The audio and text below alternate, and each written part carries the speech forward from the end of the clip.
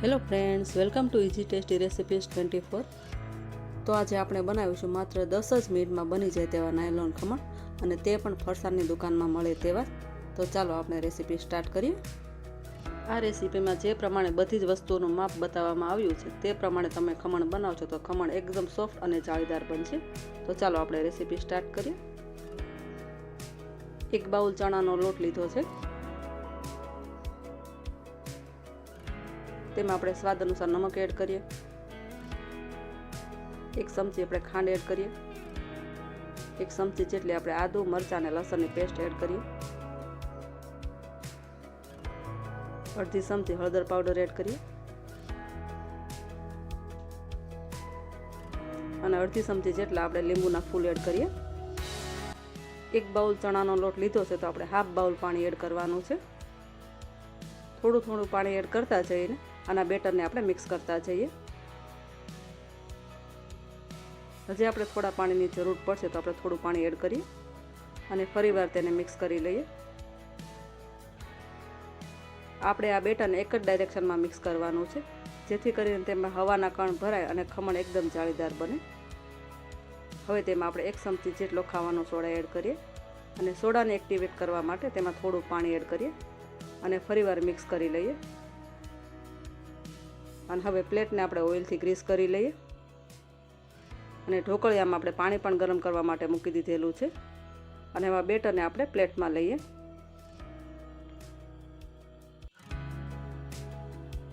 અને પ્લેટને આપણે ઢોકળિયામાં મૂકીએ।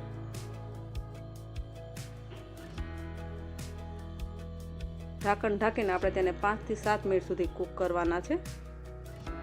7 મિનિટ થઈ ગઈ છે અને આપણા ખમણ બનીને રેડી છે। તો પ્લેટને આપણે બહાર લઈએ અને હવે કટ કરીએ।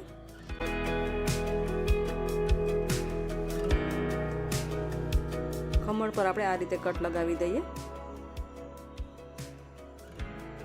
અને હવે નાયલોન ખમણ માટેનો આપણે વઘાર રેડી કરીએ। 2 ચમચી આપણે તેલ ગરમ કરવા માટે મૂકીશું અને તેલ થોડું ગરમ થાય પછી તેમાં આપણે 1 મોટી ચમચી જેટલી રાઈ એડ કરીએ, 7 થી 8 લીમડાના પાન એડ કરીએ અને 2 ચમચી જેટલા આપણે લીલા મરચાંના ટુકડા એડ કરીએ। વઘારમાં આપણે અડધી વાટકી જેટલું પાણી એડ કરીએ અને 1 ચમચી ખાંડ એડ કરીએ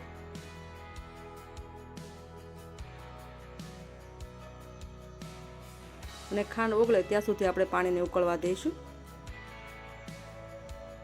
તો આપણો વઘાર હવે રેડી છે, તેને આપણે ખમણ પર સ્પ્રેડ કરીએ। આ રીતે આપણે બધો જ વઘાર ખમણ પર સ્પ્રેડ કરી દેવાનો છે।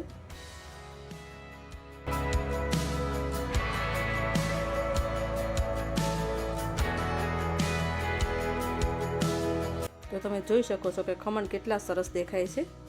આ નાયલોન ખમણ એકદમ જાળીદાર અને સોફ્ટ બન્યા છે। અને હવે આપણે ખમણ સાથે સર્વ કરવા માટે ચટણી બનાવી લઈએ। તો એક મિક્સી જારમાં આપણે થોડા લીલા ધાણા લીધા છે, 3 થી 4 લસણની કળી અને 2 મરચી લીધેલી છે। સ્વાદ અનુસાર નમક એડ કરીએ, અડધી ચમચી આપણે ખાંડ એડ કરીએ અને 2 થી 3 આપણે ખમણના ટુકડા એડ કરીએ। 3 થી 4 ચમચી જેટલું આપણે પાણી એડ કરીએ અને ચટણીને આપણે મિક્સીમાં પીસી લઈએ। તો આપણી ગ્રીન ચટણી બનીને રેડી છે। તો હવે આપણે આ ગરમા ગરમ ખમણ અને ચટણીને સર્વ કરીએ। અને હા ફ્રેન્ડ, હજુ સુધી તમે ચેનલને સબસ્ક્રાઈબ ન કર્યું, ચેનલને સબસ્ક્રાઈબ કરો, જેથી કરીને આવી નવી રેસીપીના વિડીયોઝ તમને સૌથી પહેલાં મળતા રહે। તો આજે આપણે બનાવીશું દાળ ચોખા પલાળવાની કે પીસવાની ઝંઝટ વગર અને આથા વગરના માત્ર 10 જ મિનિટમાં બની જાય તેવા રવા અને બેસનના ઢોકળા। અને ઢોકળાની સાથે સર્વ કરવા માટે એકદમ નવી જ રીતે આપણે લસણની ચટણી પણ બનાવીશું। અચાનક કોઈ ગેસ્ટ આવે ત્યારે અથવા તો ઢોકળા ખાવાનું મન થાય ત્યારે આ આથા વગરના ઢોકળા તમે માત્ર 10 જ મિનિટમાં બનાવીને સર્વ કરી શકો છો। આ ઇન્સ્ટન્ટ ઢોકળા ઠંડા થયા પછી પણ એકદમ સોફ્ટ રહે તે માટે આપણે એક સિક્રેટ સામગ્રી પણ એડ કરીશું। વિડીયોમાં જે પ્રમાણે દરેક વસ્તુનું જે પ્રમાણે માપ બતાવવામાં આવ્યું છે, જો તમે તે જ પ્રમાણે દરેક વસ્તુનું માપ લેશો તો આ ઢોકળા તમારા પહેલી જ વારમાં એકદમ પરફેક્ટ બનશે। અને આવી જ નવી રેસીપી જોવા માટે ચેનલને સબસ્ક્રાઈબ કરવાનું ભૂલશો નહીં। તો ચાલો આપણે રેસીપી સ્ટાર્ટ કરીએ। ઇન્સ્ટન્ટ ઢોકળા બનાવવા માટે મેં 1 બાઉલ બેસન લીધેલો છે, બેસન હંમેશા આપણે ચાળીને જ લેવાનું. અને 1 બાઉલ રવો લીધેલો છે અને 1 બાઉલ ખાટું દહીં લીધેલું છે. તો સૌથી પહેલાં તો આપણે એક મોટા બાઉલમાં 1 બાઉલ આપણે બેસન એડ કરીએ અને 1 બાઉલ રવો લઈએ. બેસન અને રવાને આપણે એકદમ સારી રીતે મિક્સ કરી દઈએ.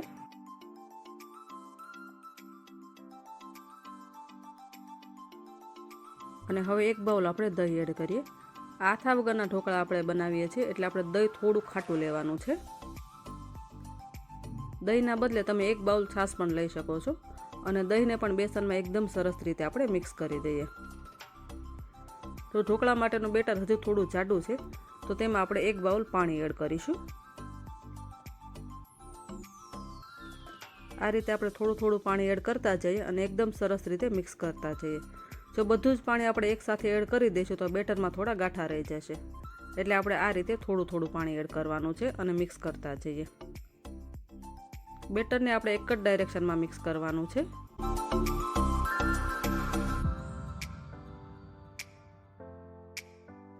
આ ઢોકળા બનાવવા એકદમ સરળ છે.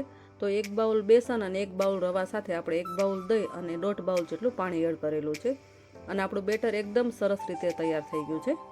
અને આ રીતે આપણે થોડું જાડું બેટર રાખવાનું છે, એકદમ પાતળું નથી રાખવાનું. અને હવે બેટરને આપણે 2 થી 3 મિનિટ સુધી રેસ્ટ આપીએ અને ત્યાં સુધીમાં આપણે પાણી ગરમ કરવા માટે મૂકી દઈએ. તો સ્ટીમરમાં મેં 3 મોટા ગ્લાસ જેટલું પાણી ગરમ કરવા માટે મૂકેલું છે અને ઢોકળા માટેની પ્લેટ પણ તેમાં જ આપણે મૂકી દઈએ અને પ્લેટને પણ આપણે ઓઇલથી ગ્રીસ કરી લઈએ. ઢોકળા બનાવતા પહેલાં જો આપણે આ રીતે પહેલથી સ્ટીમરને ગરમ કરી લઈશું તો ઢોકળા એકદમ ફૂલેલા બનશે અને સોફ્ટ પણ બનશે. તો હવે ઢાંકણ ઢાંકીને પાણીને ઉકળવા દઈએ અને ત્યાં સુધીમાં આપણે બેટરમાં મસાલા કરી લઈએ.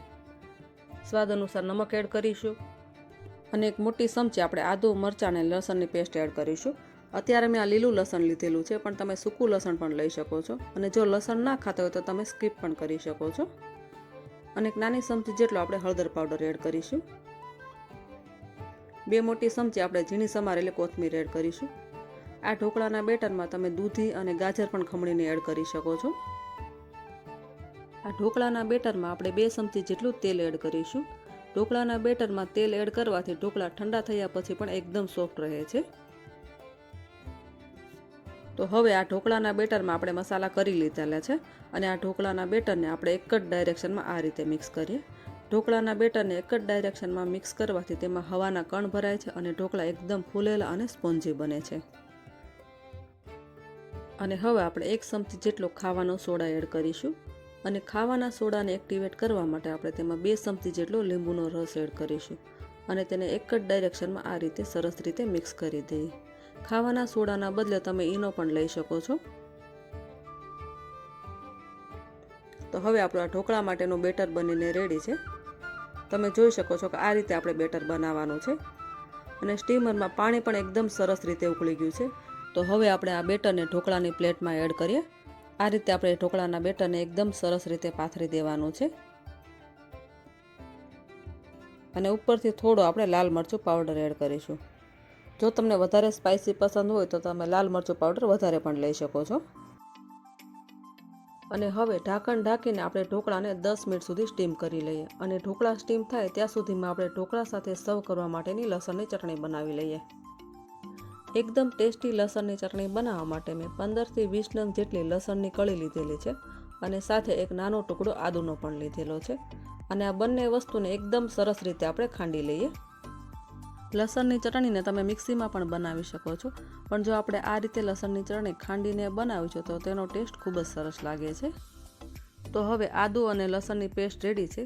આ લસણની ચટણીને એકદમ સ્પાઇસી બનાવવા માટે તેમાં આપણે 2 ચમચી જેટલું લાલ મરચું પાવડર એડ કરીશું. પણ જો તમને વધારે સ્પાઇસી પસંદ ના હોય તો તમે લાલ મરચું પાવડરના બદલે કાશ્મીરી લાલ મરચું પણ લઈ શકો છો.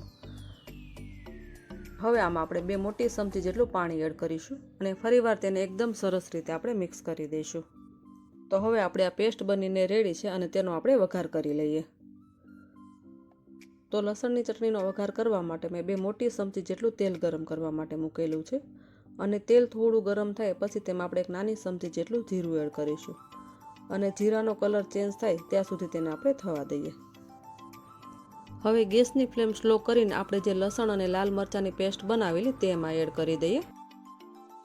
લસણની આ ચટણી થેપલા અને પરાઠા સાથે પણ ખૂબ જ સરસ લાગે છે, તો તમે ઘરે એક વખત જરૂરથી ટ્રાય કરજો.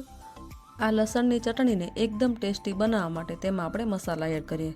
તો સૌથી પહેલાં આપણે તેમાં સ્વાદ અનુસાર નમક એડ કરીએ અને આ લસણની ચટણીને એકદમ ખાટી મીઠી બનાવવા માટે 1 ચમચી જેટલી ખાંડ અને 2 ચમચી આપણે લીંબુનો રસ એડ કરીશું.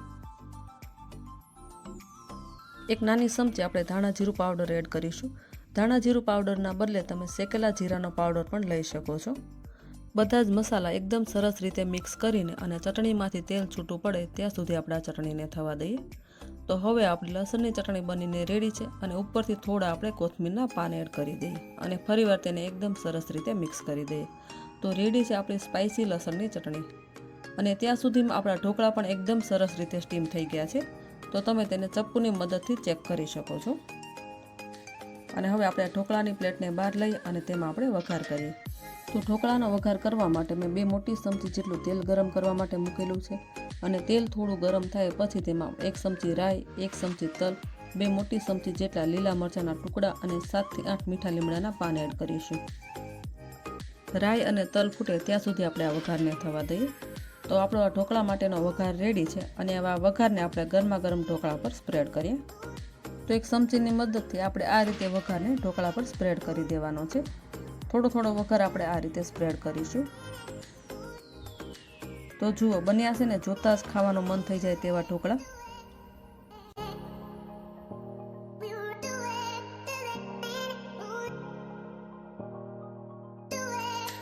અને હવે ઉપરથી આપણે થોડા લીલા ધાણા એડ કરીએ અને ઢોકળાને કટ કરી લઈએ. આપણે આ રીતે એક ચપ્પુની મદદથી ઢોકળાને આપણે કટ કરી લઈશું. તમે તમારી ચોઈસ મુજબ ઢોકળાને કટ કરી શકો છો.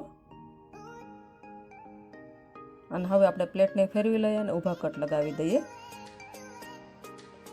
તો જોયું ને તમે, આ ઢોકળા બનાવવા કેટલા સરળ છે. માત્ર 2 જ વસ્તુઓનો ઉપયોગ કરીને આ ઢોકળા તમે માત્ર 10 જ મિનિટમાં બનાવી શકો છો અને કોઈ ગેસ્ટ આવે ત્યારે તમે તેને સર્વ કરી શકો છો. તો તમે જોઈ શકો છો આ ઢોકળા એકદમ સોફ્ટ અને સ્પોન્જી બન્યા છે. તો હવે આપણે આ ગરમા ગરમ ઢોકળાને સ્પાઇસી લસણની ચટણી અને સિંગ તેલ સાથે સર્વ કરીએ.